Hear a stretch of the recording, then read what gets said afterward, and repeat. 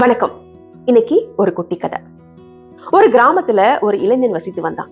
அவனுக்கு அதிகமா கோபம் வரும். கோபம் வந்தா கண்ணு மண்ணு தெரியாது, கண்டபடி பேசுவான், சத்தம் போடுவான்.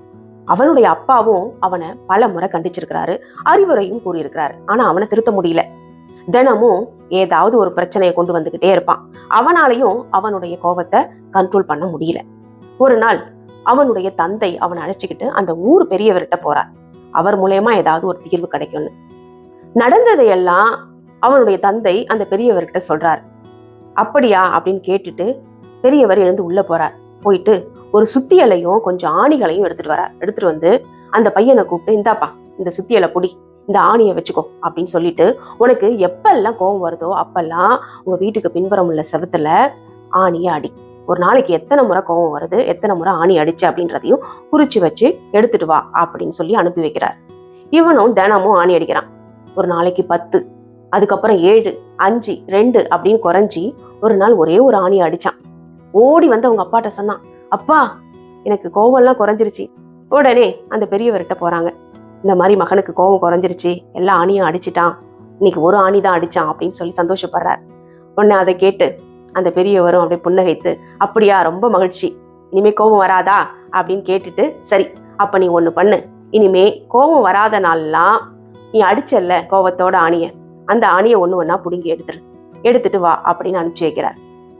அவன் போயிட்டு தினமும் ஒரு ஆணியா புடுங்குறான். 45 நாள்லே 45 ஆணியையும் புடுங்கி எடுத்துட்டு வந்துடுறான். ரொம்ப மகிழ்ச்சியோட பெரியவர்கிட்ட வரான்.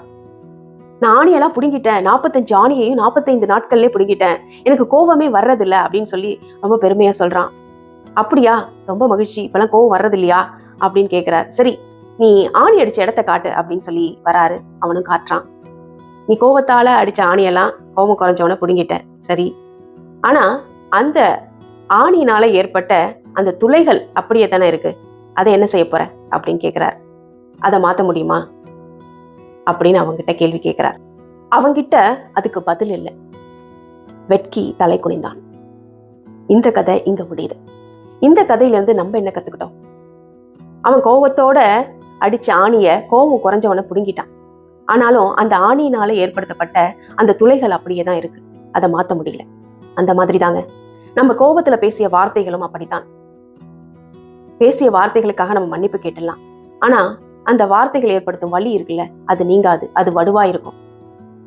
அதனால கோபத்தில் பேசும்போது வார்த்தைகளை கவனித்து நிதானமாக பேசுவது நல்லது. கோபத்துல 10 நிமிஷம் பேசாம இருக்கிறது ரொம்ப நல்லது.